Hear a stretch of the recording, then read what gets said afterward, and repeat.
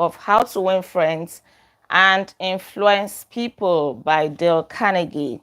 So tonight we are going to be reviewing chapter 8 of part 4, which says, make the faults seem easy to correct, right?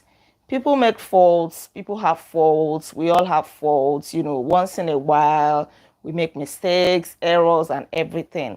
So how can you actually turn those faults into victories for people? How can you make sure that you don't bash people when they're at fault to the point that they lose hope, they lose faith in themselves and in whatever situation that they are looking forward to?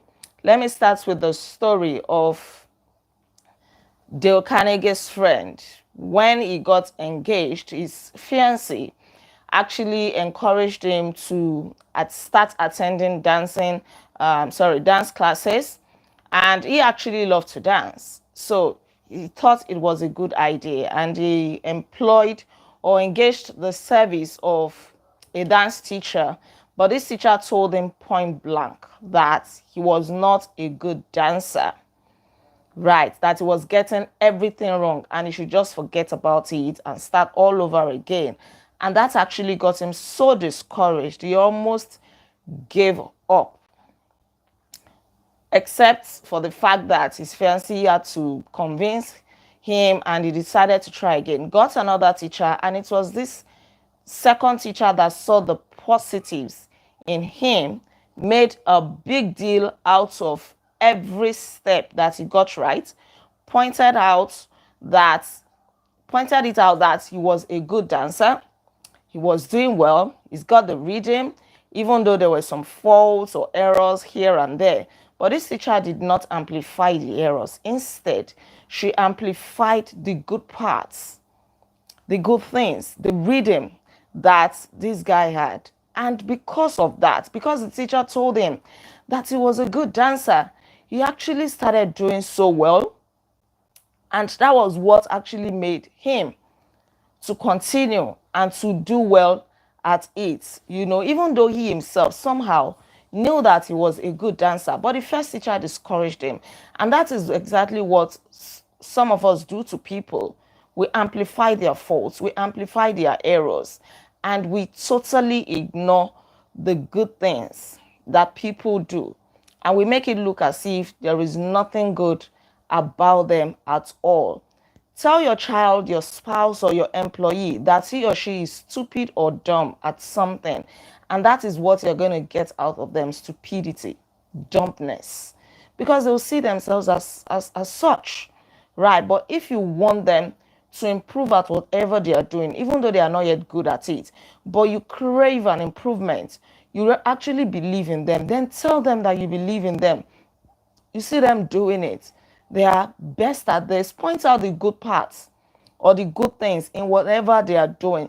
Use the opposite technique. The opposite technique is to actually turn that error or the fault around and highlight it. Let that person see the good side of things.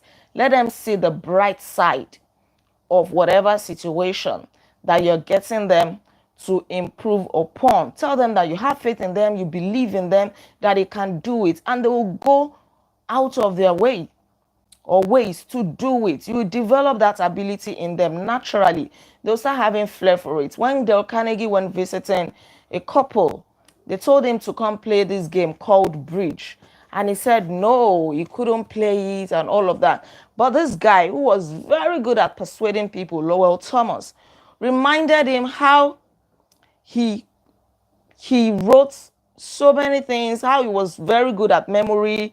And he said there is nothing to bridge except memory and judgment. He said it is not trick at all. You have written articles on memory, right? Reminded Dale Carnegie that he had written so many articles on memory and that the bridge game was not going to be anything difficult for him. He made it so simple, made it so easy. And guess what? Dale Carnegie played this game and excelled at it, right? I also like the story of this man, Ellie Culbertson. He came to America in 1922 and he tried to get a teaching job in philosophy and sociology, but he failed. He also tried selling coal, but he failed. He tried selling coffee, he failed. But he did not realize that he was actually good at the bridge game, to the point that he could teach it, until he was engaged to be married to a lady. The lady's name was Josephine Dillon. Fell in love and married her eventually. And it was Josephine that noticed how carefully this guy was with cards analysis, and he persuaded him that he had a potential in that bridge. Imagine, this is also a lesson that sometimes we're just chasing the wrong things. The things that we need to excel, to succeed in life, are inside us. They are within us. But we keep looking outside. We are looking outward, right? For what is not lost. This guy never thought that the bridge game that he knew how to play could bring him so much success. Thankfully, Josephine, his wife, pointed that out in him, and he started teaching it. And he went on to write a book on that game. He wrote not even a book, books on bridge. These books sold out in millions. They have been translated into so many languages, like a dozen languages. Imagine you not recognizing that you have a gift in you that can fetch you money, that can bring you so much success, until somebody points it out to you. That is why we really should not be too quick to judge people or to condemn them because they are at fault or they are making mistakes, they are not doing that thing the way we want them to do it. The last story that I'm going to tell you, to buttress the point of turning faults around into victories for people, correcting people's faults in a way that seems so easy, is the story of David. Right. David had a rough upbringing. David was the son of Clarence M. Jones, and he had a rough upbringing. In 1958, he had a car accident that got his forehead open. His brain was literally open through that car accident, and it had to be sewn. So he had this very bad scar on his head. Imagine a child having such a bad scar. He must have been going around with low self-esteem, feeling terrible, not being proud or confident about himself. Right. And just 2 years after that, in 1960, his parents got divorced. And he had to go and live with his mom in Texas. Right. But when he was 15, he came back to Cincinnati to live with his dad.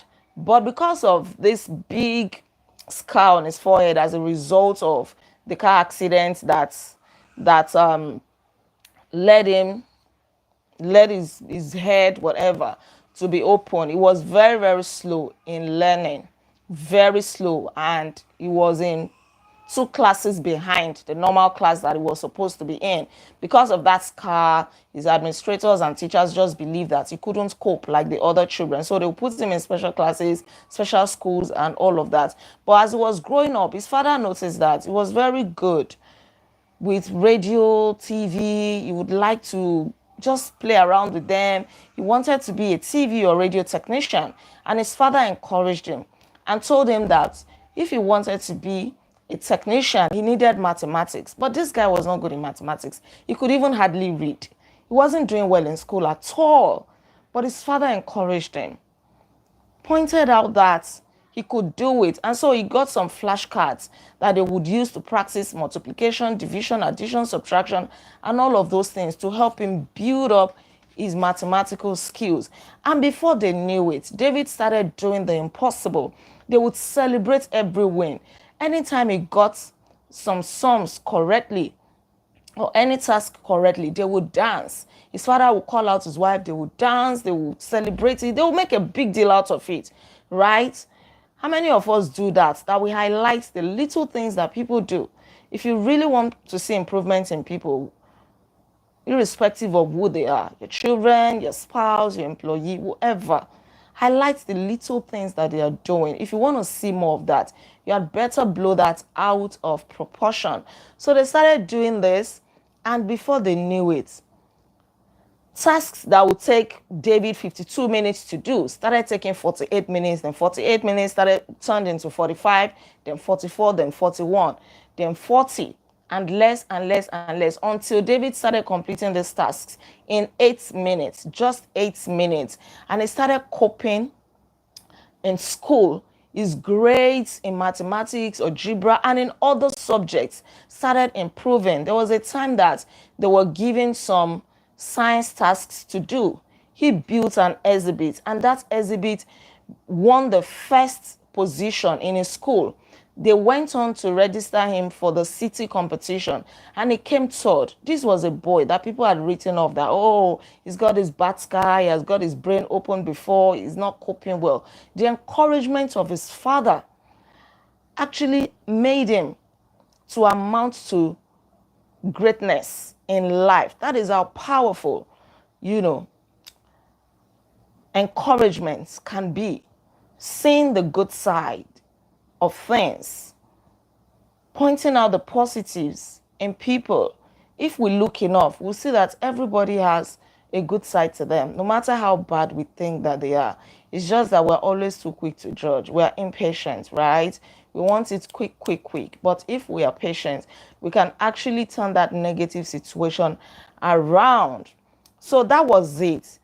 Here was a kid who had flunked 2 grades, who had been told he was brain damaged, who had been called Frankenstein by his classmates and told that his brains must have leaked out of his head. Suddenly, he discovered he could really learn and accomplish things. The results? From the last quarter of the 8th grade all the way through high school, he never failed to make the honor roll. In high school, he was elected to the National Honor Society.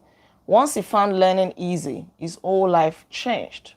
We can actually help people to change from bad to good through our encouragements.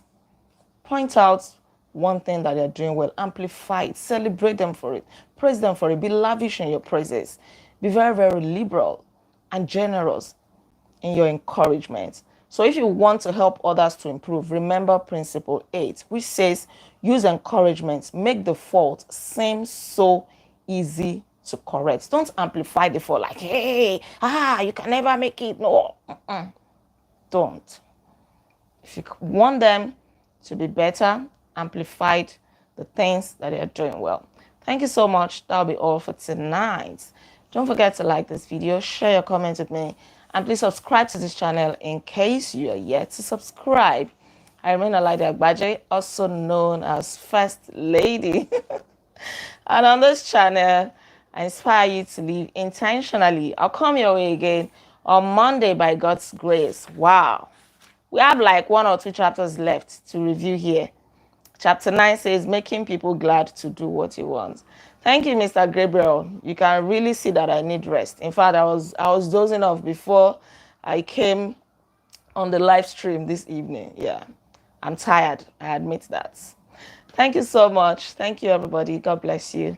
Have a wonderful weekend. I'll see you on Monday. Until then, be intentional. Bye. Yes, that's right, Mr. Ade Africa.